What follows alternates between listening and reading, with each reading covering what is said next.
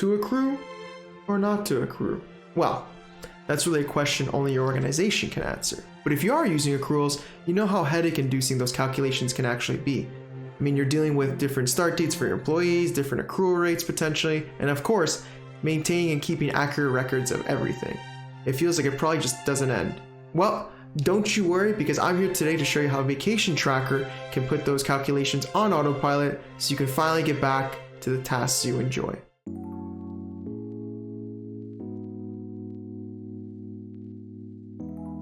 Hey, Dave from Vacation Tracker here, and today's video walkthrough, I'm going to be showing you how you can use the Accruals feature to recreate your company's existing policy. Now, a quick note before we begin, the Accruals feature is tied to the complete plan, so if you're on the core plan, you will not have access to this feature. Now, with that being said, let's dive right in. Log into your Vacation Tracker account and navigate to the left-hand menu. We're going to want to click on the settings section to open it up, and then on locations, because it is here we're going to pick the particular locations that have an accrual policy. Today's example is going to be office, so we're going to click on view, and then once loaded, we're going to click on the leave policies tab. Here we'll be presented with all the different leave types that are already attributed to that particular location, so feel free to either modify an existing one or create a new one depending on what your policy entails. So for today's example, we know that PTO actually uses accruals, so we're going to click on edit.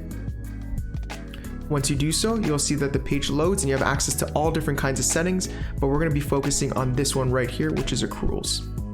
Now, for those of you who don't know, accruals are essentially what it sounds like. It basically means that this particular leave type, whether it's a vacation or paid time off, is actually accrued over a set interval over the entire year, as opposed to being given all up front or just at the end of the year. So you'll notice that when you click on the drop-down menu, you actually have those intervals presented to you, ranging from monthly all the way down to weekly. For today's example, we're just going to stick with monthly to keep it simple. Once you pick your different interval, you'll notice that more options are presented. And again, this is just so you can really customize the accrual policy to reflect what you currently have. The first thing you'll notice is that it shows you the current accrual period, which in this case is the entire month. But then right underneath, you actually have your option to choose when you want the next accrual to be awarded on. So by default, it's the first, but again, if you had a particular date, you can choose it right here. Now, a great feature that's not really talked about a lot is that the fact that this actually automatically calculates it for you. So I know for monthly, it's quite simple, but let's see if something a bit more complex like weekly, it'll tell you right away how much a user accrues and how often, depending on the chosen date. So that's a really nice feature to really eliminate manual calculations or any sort of human error. Now, before we scroll all the way down to click on update, you will note that there's actually 3 more options you can toggle on or off. So let's go through them very quickly one by one. The first choice you'll have to make is whether or not to allow requesting accrual-based leave in advance. Now, what that entails is basically allowing employees to request leave based on their projected accrual days off, rather than only what they've accumulated at the time of the request. An example of this would be essentially if, let's say, an employee knew they want to take vacation 6 months from now, but didn't have all the vacation days accumulated, this will allow them to request it without any headaches.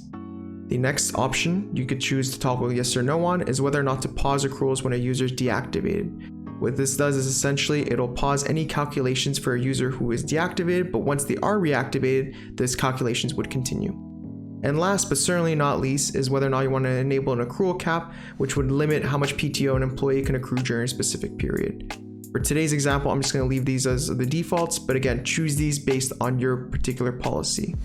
Once that's all said and done, you're just going to click on update. And voila, your leave policy is all set, and now you're doing your accruals automatically instead of manually. Now, when a user logs into their dashboard to check on their leave balances, they'll be able to scroll down and see how many accrued days they've received out of the total they're expected to get for the year. And now you can finally put away that calculator and let Vacation Tracker handle those pesky accrual calculations.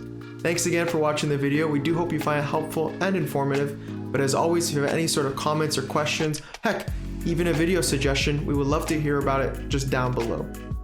And I'll remind you, as always, you do have access to our incredible support team who can answer all sorts of questions, not necessarily just relating to accruals. Happy vacationing!